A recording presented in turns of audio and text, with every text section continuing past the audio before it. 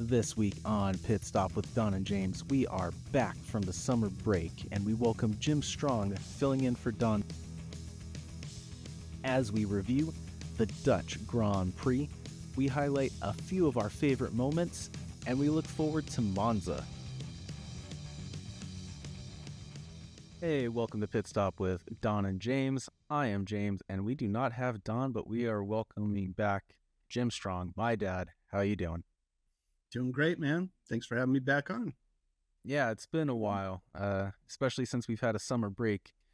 Uh, it, the past 3 weeks. It's finally back. We had the race at Zandvoort today. Yeah. We were talking just a little bit, and you said a little boring.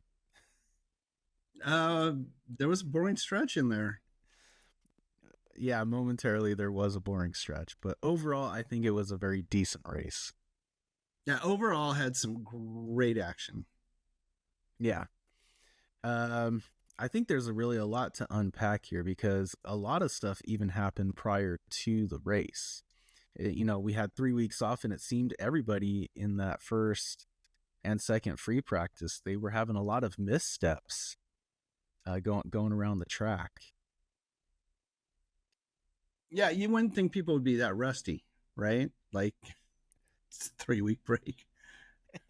Yeah, 3 week break, but let's see. I counted 8 drivers that had a misstep out of the 20 drivers on the grid. So It's almost half the field. Yeah, almost half the field, right? And like Max Verstappen, he beached it in turn 1 after practice ended. Kimi went off, beached it in the gravel, caused a red flag. Yuki had a runoff. Hamilton had 2 spins this weekend.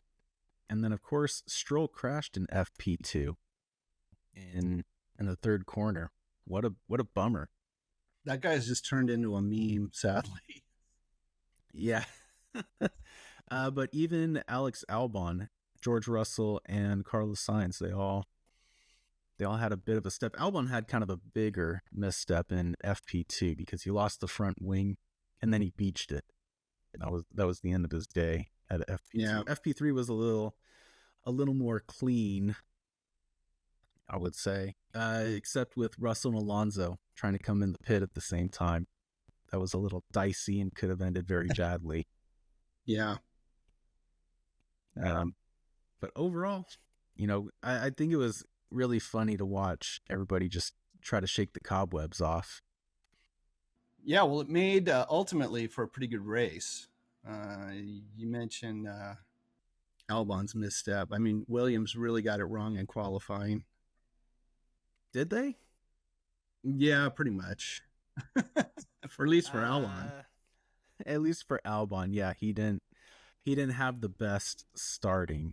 But Hadjar, man, Hadjar qualified P4. What an insane run from that guy.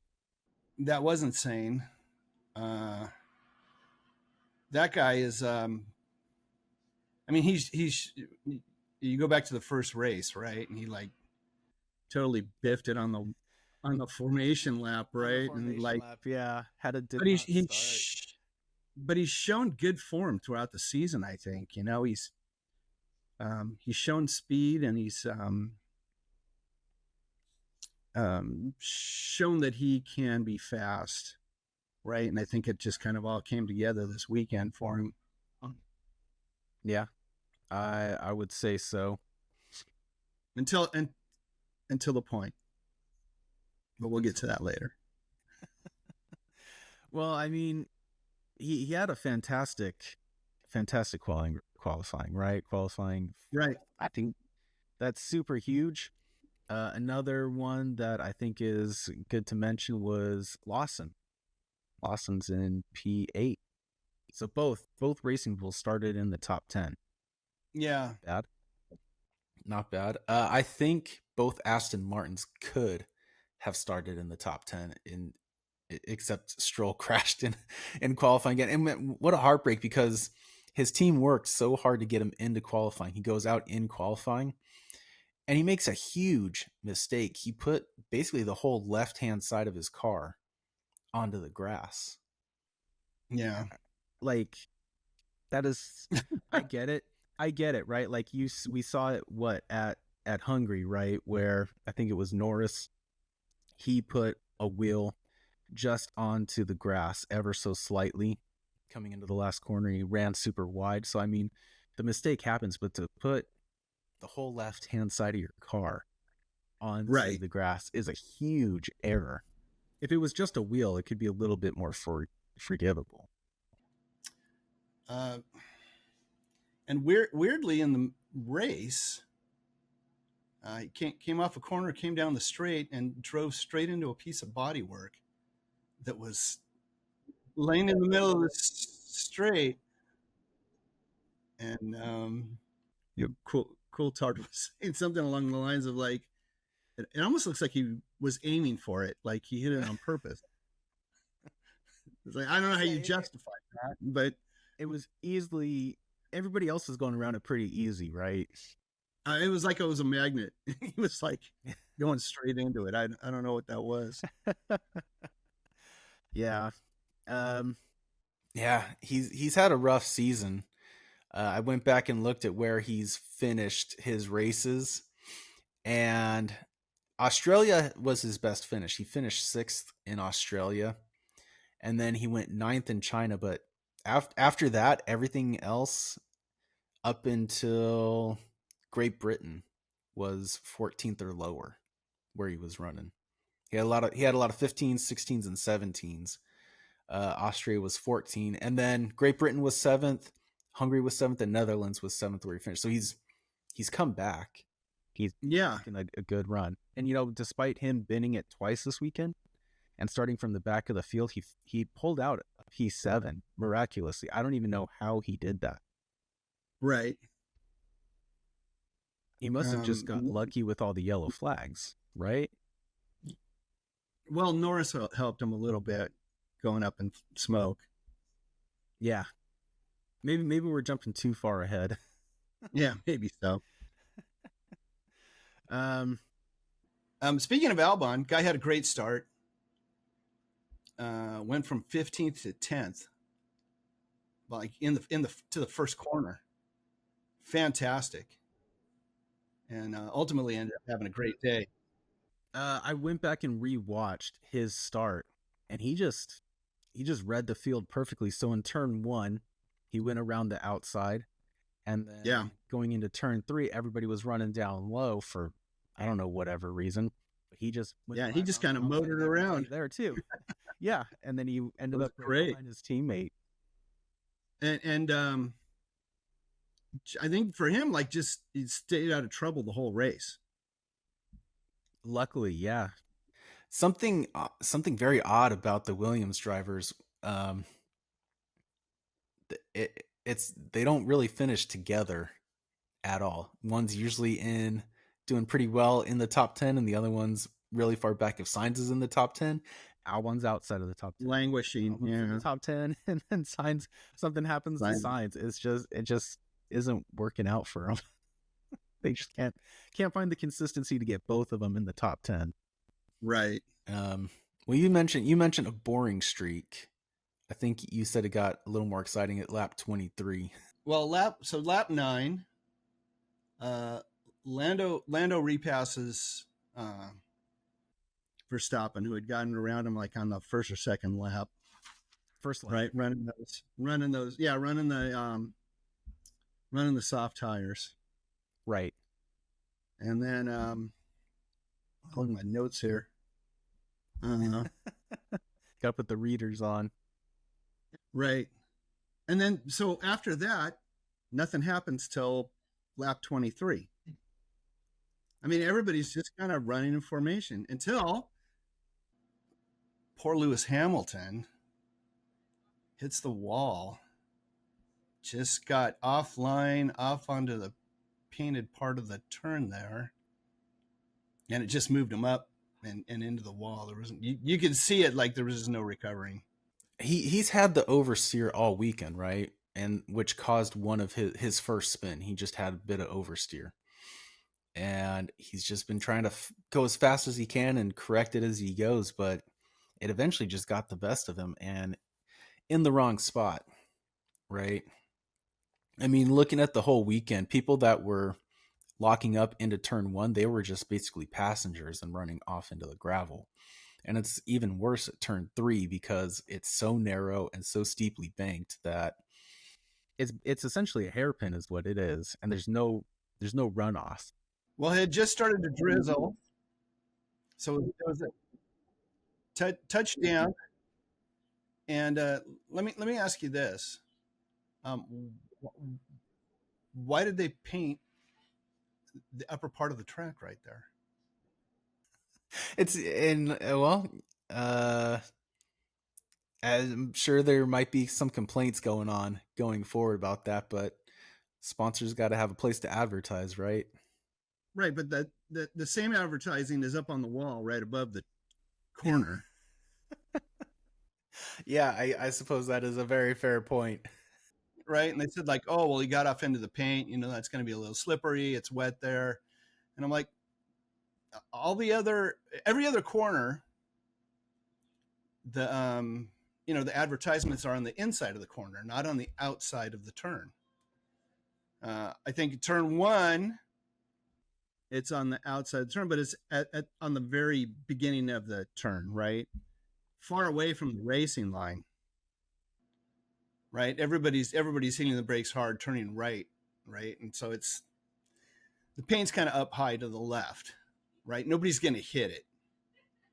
Even if they ran straight, they wouldn't hit it, right? If they missed their braking point. But that turn, for whatever reason, I mean, and it's pretty banked, but Yeah, right, and everybody runs right, kind of up to that paint, not really on it. Somehow he got all the way on it, and once he got up there, that was it. It just seems like a weird place on the track to have any kind of like logos or whatever else painted on the ground. I'm those complaining. crazy Dutch, those crazy Dutchmen, man. They I do what they know. want. Basically what they want. So They that's do when what they the want. things started to get exciting, right? They brought out the safety car, or maybe virtual safety car at that point. Um, Things get Bunched interesting real everybody quick. up, right? And then things start get interesting, right? Yeah, lap Signs 27 is when it gets versus insane.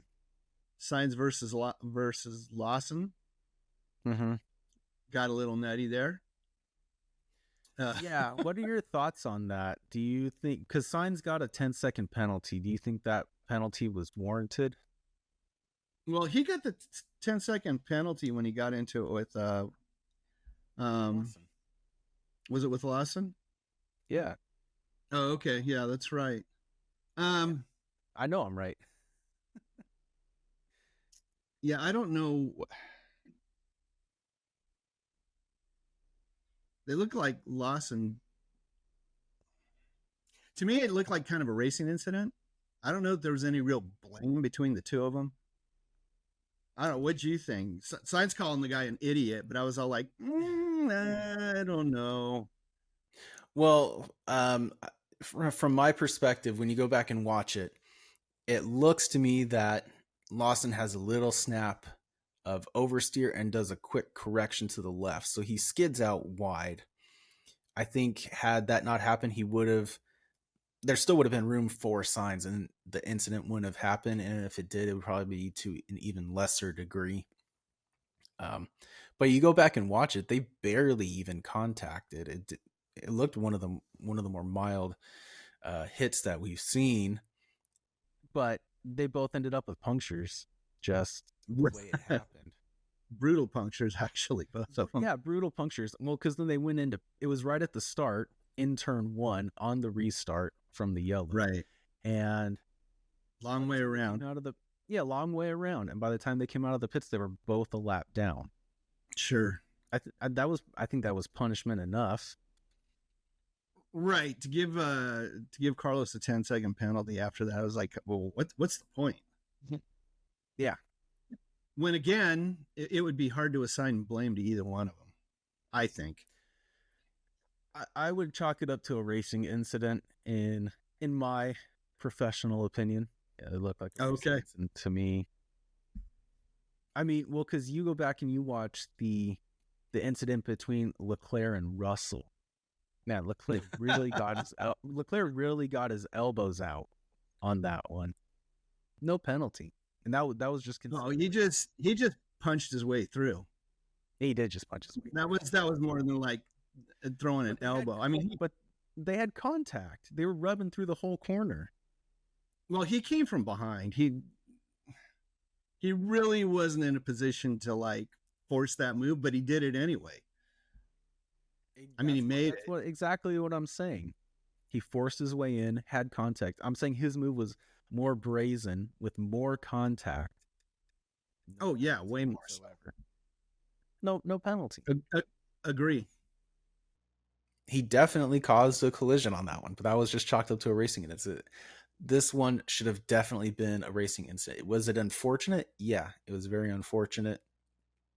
But it's not like he ran right into him. Lawson skidded out wide. If anything, Lawson was the one that was inadvertently closing the door. He should have gotten the penalty. It's more his fault than Sainz's. Yeah, agree. Yeah. Signs was none too happy about it. Yeah. He said something about like, hey, make sure we go see the stewards after. Which it wasn't going to do him any good, but maybe it allows him to blow off a little steam. You know, Yeah. it's all right. It was unfortunate, but I will say it's when the next yellow came out, they were able to unlap themselves. So that was nice. I will say this. So that moment between Leclerc and Russell was one of the most exciting things that happened during the race. Right. It was a great run. Down in turn 11 and 12. And then we can talk about Antonelli versus Leclerc. Yeah, man. Some 20 laps later on lap 53. It really started on lap 52, right? Because Kimi went in to do the undercut on Leclerc, right? Comes on lap Right. 52, Then Leclerc came in. Then Leclerc came in lap 53, and so, or to start lap 53, so I guess 51 to 52. Starting lap 53, Leclerc comes out right in front of Kimi Antonelli. Kimi Antonelli's already got his tires up to speed. Leclerc's coming down on the colds. They make it only 3 corners in. Leclerc had the line. Kimi was he basically speared Charles in the side. Yeah. Took off his whole front wing, ruined one of his wheels. Interestingly, after the crash happened, right? It was a huge crash, the biggest one of the race, and he spun the car around. It looked like he was gonna try and get it going. Yeah, that's what I thought at first. I thought he was gonna bring it in. They were just gonna put the new nose cone on, fix the wheel. He probably would have been a lap, maybe 2 laps down, but you never know, right? It looks like he just gave up. He made some sort of comment. He made some sort of comment like, "Oh yeah, the tires were good. I guess we'll just never know." And then he's like, "All right, I'm getting out." He just yeah, the car, and that was it. Well, yeah, he got it kind of turned around, and I thought, well, what now? And then like, I think it just wasn't going. You know what I'm saying? Like, it was probably a little more bent up than we knew. I'm sure. So yeah, that was a just terrible, terrible moment. Yeah, I will say Antonelli received a 10-second penalty for that one. I think he also got a 5-second for speeding in the pit lane. I think it was like 15 seconds. 5-second penalty for spinning in the pit lane. End of the day. So he actually finished the race all the way down in 16th with his 2 penalties, 15 seconds added onto his time.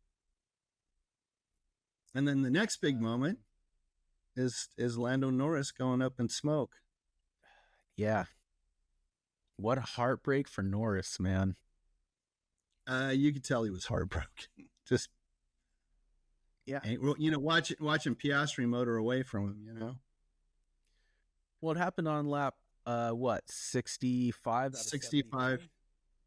Yeah. 73, 72 laps or whatever it was. Yeah. Absolutely heartbreaking, man. And so unusual. I mean, we're not really living in a time right now where cars go up in smoke, right? They're very, for the most part, extremely reliable. These days, yeah, modern F1 cars are way more reliable. I mean, it's not like the beginning of the turbo era where they were blowing cars up left and right. Yeah. Well, even I will say, even though the car gave up the ghost and died, um, it's not like trying to watch in the early thousands when those cars would let go Yeah, and there was just a plume of smoke that you plume of couldn't smoke see out through. the back. Yeah, Yeah. I think no joke. famously the one was at Monaco. The engine let go and like everybody just started crashing because they couldn't see through it. Couldn't see anything, right? Just big cloud of blue smoke in front of everybody. Right. Or what was the one at Spa? Somebody's engine let go and the announcers were like, "Oh, Kimi Räikkönen's coming up to it. He's gonna have to slow down." He just He just plowed pedal to the through. metal. Yeah, Kimi Räikkönen just going straight through in typical Kimi Räikkönen fashion. Yeah, Oh unbelievable. man. Yeah, so I mean, it wasn't super dramatic, at least in a visual perspective, but it's still a real bummer for him because McLaren started 1-2. They were gonna take 1-2 in the race, no doubt about it. Yeah, I don't think Lando Norris would have caught Piastri. I think they would have been Piastri Norris 1-2. Um, yeah, it just wasn't his day, man.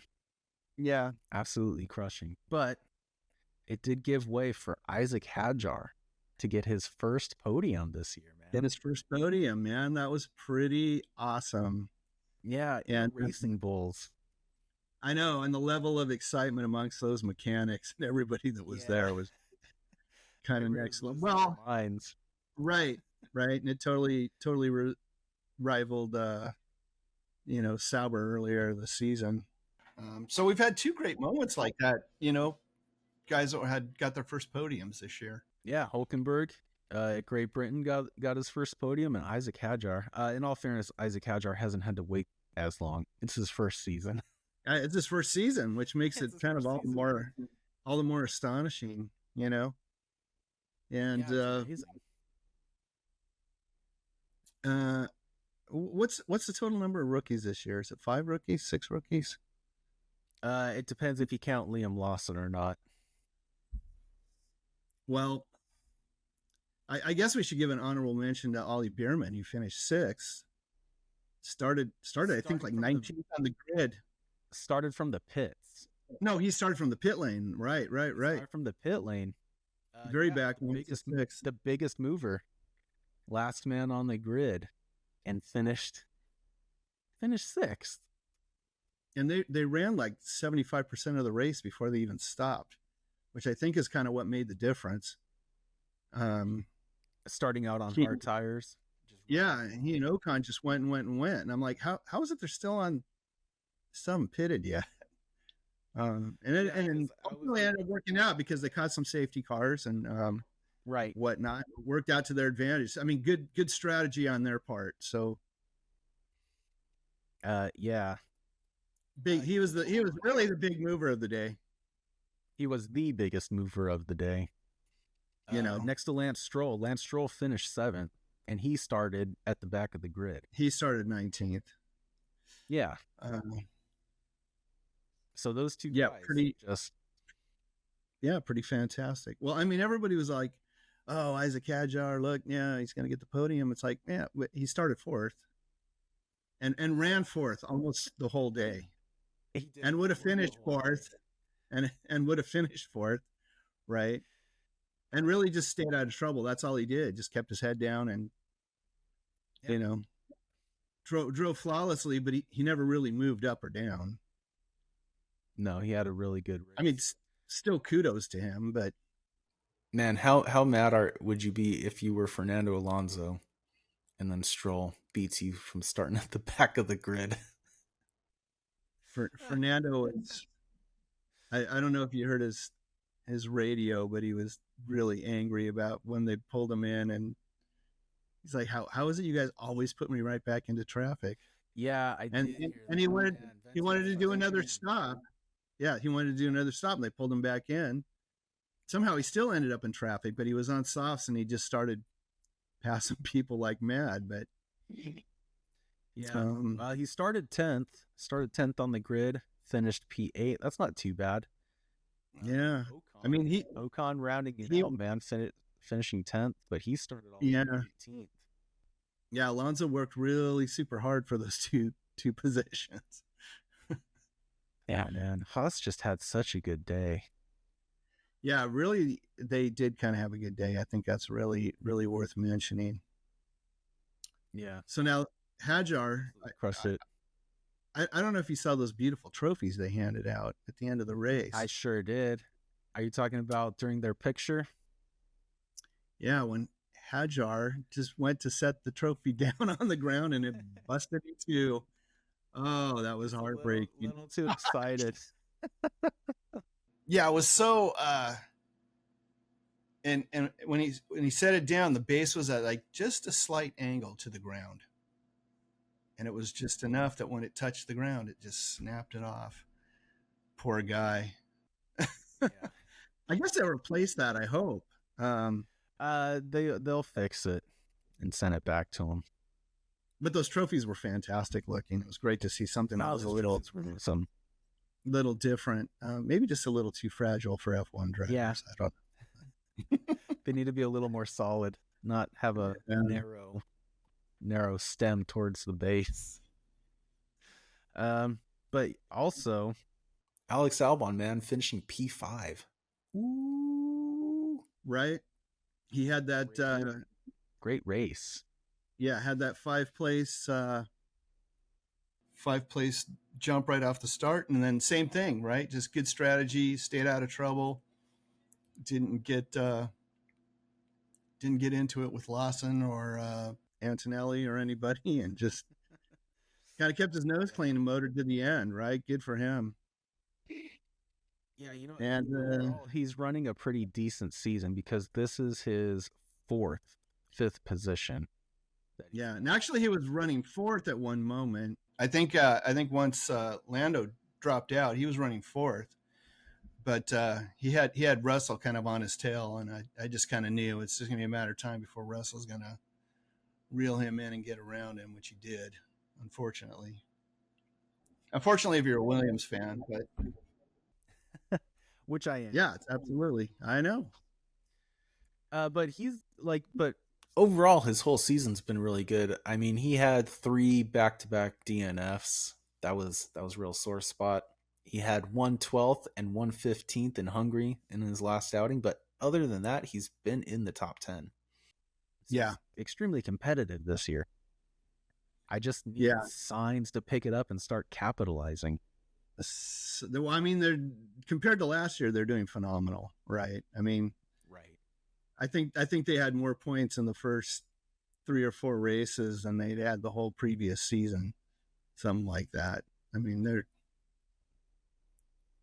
I mean, hope it's signs for good things going forward with Williams, right? That they're Right. moving their way up, so they could at Yeah, least be in the last top four, year. at least be in the top 4 or 5 teams.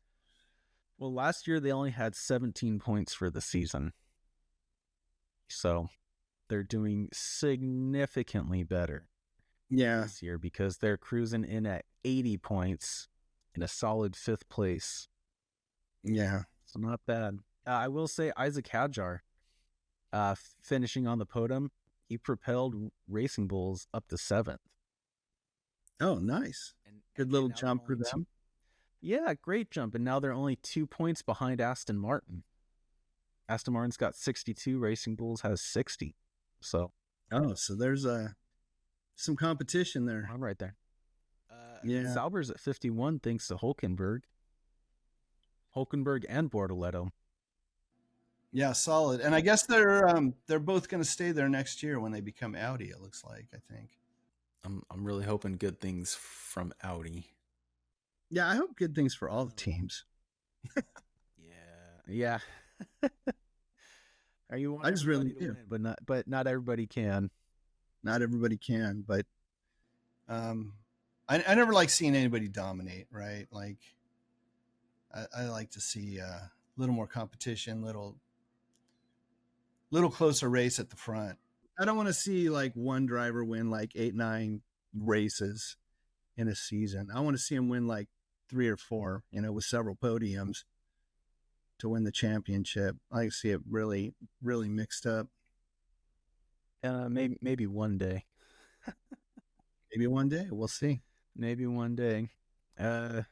So yeah, Norris not getting any points this weekend. Oscar has significantly extended his lead Yeah, over Norris.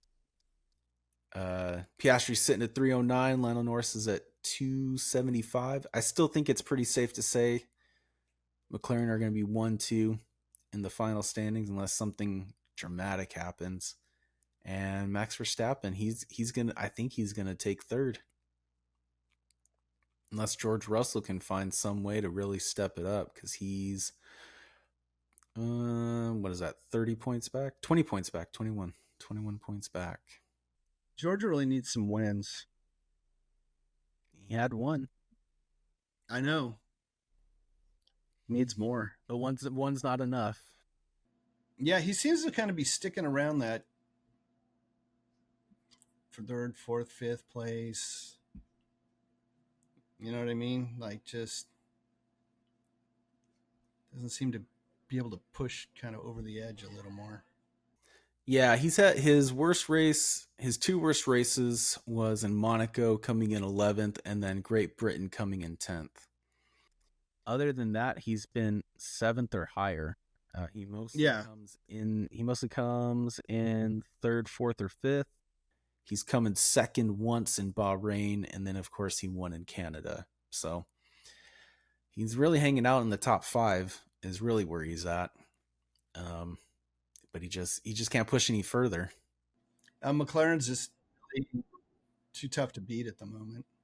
Right, and even with the McLaren dropping out, he still only finished 4th. Not a whole lot he can do, I guess. I would like to see him do a lot better. But the midfield, man, is still pretty tight knit because Hulkenberg is just holding on to 9th at 37th points, but Hadjar jumped up and he's got 37 points sitting in P10 right now. So wow. Yeah, and then he's got the two Astons at 32 and 30, and then Ocon's down at 28. So those guys are all still within 10 points of each other. Where's Yuki at in points? Do you have that in front of you? Yeah, Yuki is all the way down in 19th with only 12 points to his name. Yeah, poor guy. Yeah, man, you want to talk about poor guy? Those guys over at Alpine, man, they just can't seem to really get any footing this year. Pierre Gasly has 20 points, and that's all the points the team has. Jack Doohan never really got the opportunity to get some points. And then Franco Colapinto is the only driver this season to still not get a single point to his name. Got some races coming up. That's right. But Alpine is just not cutting it. Just not cutting it. That's right. I think I still will stand by that they should have let Jack Doohan race and just do the whole dang season. As good as I think Franco Colapinto can be, for whatever reason, the Alpine is just not the car for him. Yeah, it's hard to say if Doohan was going to turn it around or not. I mean, there's just no way to know, right? There is no way to know, but I mean, yeah, he had the big goof in Japan, and then he had a DNF in Miami and Australia, but he came 13th in China. He still managed a 15th in Japan. Bahrain was 14th, and Saudi Arabia was 17th. So, I mean, He's kind of floating around that 15 area. I think he really could have. I really, in my heart, I really think he could have turned it around and found a little something. Well, the thing is, what's Gasly doing? You know what I'm saying? I don't know what they expected of him. Top 10 finishes? I know what you're getting at because Gasly, he's had two DNS. He had the disqualification in China, of course, but he's got 20 points. But other than that, he's floating around 13th, 14th, so he's about the same area. Yeah, I mean a few places up from doing, but I don't know. Yeah, exactly. Well, I It mean is what it is. it's a Maybe it's a results. Jack Dylan return. Yeah, it's a results driven environment, right? It's put up or shut up. Right. Put up or get out of the car. Yeah. um yeah, well, just to kind of go over our bold predictions. I know you weren't here last time, but Don had said Max would get a P2, which Max did get a P2, but he did predict McLaren's 1 and 3, and McLaren's were not 1 and 3. No, they weren't. Yeah, I made the mistake of saying Leclerc was going to be on the podium. Was not on the podium. I also said Bortoletto was going to get a top 10, and he did not get a top 10, sadly enough. But he did. Where did he finish? He finished 15th, so I guess not terrible. But I did get that both Aston Martins were going to be in the points, and they were 7th and 8th. Ah. So I'm 1 for 3. Don's 1 for 2. So Coming up is Monza. coming up is Monza. Yeah. Speaking of Monza, did you see that Lewis Hamilton will start with a penalty? No, I did not see that. Yeah, he is going to start with the penalty because today he did not yield to a double yellow flag in the pre-lap. Oh, interesting. Yeah. So he gets a 5-place grid penalty for Monza. Didn't see it. I don't know if he was just not looking in the right direction or what it was. So, But the team would give him a heads up. everybody had a heads up. But it says the data showed that the driver had entered the double yellow sector approximately 20 kilometers per hour less than his speed at the same point in practice sessions and had reduced throttle application. We did not consider the 20 kilometers a reduction, so he didn't go slowly enough. So Okay. So he gets a 5-second grid penalty going into Monza. Not exactly how Ferrari want to start their home Grand Prix, their second home Grand Prix. No, not at all. Of course not. Not at all. I think we should point out that a Ferrari did win last year. Charles Leclerc won it over the two McLarens, Piastri and Norris, and Carlos Sainz, when he was at Ferrari, finished 4th. So they had a really good outing. Okay, well, I will make this bold prediction. Both Ferraris will finish in the top 6. That's pretty bold, especially considering Hamilton has a 5-place grid penalty. Starting with a 5-place grid penalty. But I think he'll move up. And so maybe it's just wishful thinking. Maybe I really just want Ferrari to do good that week. Well, I definitely don't think they're going to be in the top 3. So they'll have to be 4th, 5th, or 6th. No, I don't think they'll be in the top 3. No. So, but I mean, if you're going off points, Leclerc overall is sitting 5th and Lewis Hamilton is sitting 6th. So there you go. Maybe it's not that bold. Off that. Maybe it's not that bold. Well, Hamilton's going to have some work to do. I think he's up to I it. don't know. I think he's up to it as well. Well, maybe we'll see. He just for especially after today. I don't know if it was just because of the summer break or what, but he just couldn't really seem to find his footing this weekend. Interestingly, his Q2 qualifying was faster of the pair, but he just couldn't find it in Just couldn't find it Q3. in Q3. Yeah, Let's see. I will say that Hajar will be in the top 8, I think that's pretty good. That's a pretty good bold prediction. and I'm going to say Yuki's going to finish in the top 10. Think so, huh? You want bold? I'm giving you bold. Man, that is. There's bold and then there's delusional. I think. Yeah, there you go. Sainz is going to finish the race. Oh, for sure. You know what? I think Sainz will do really well at Monza. He did pretty good last year. I think he'll do really good this year. Um, he was on track to have a really good race today. He just unfortunate the way things went. Just a little misstep from Lawson. I think he'll have a really good run next weekend. Yeah. I honestly don't know what my bold prediction would be. I think I like your Ferraris in the top 6. I will put that George Russell will finish 3rd. Oh, podium finish for Russell. All right. Yeah, and I'm going to predict a double points finish for Aston Martin again and a double points finish for Williams. I'd like it to happen more than just a couple times this year. I think it needs to be on a more consistent basis. So, all right. I really just need Albon to beat Antonelli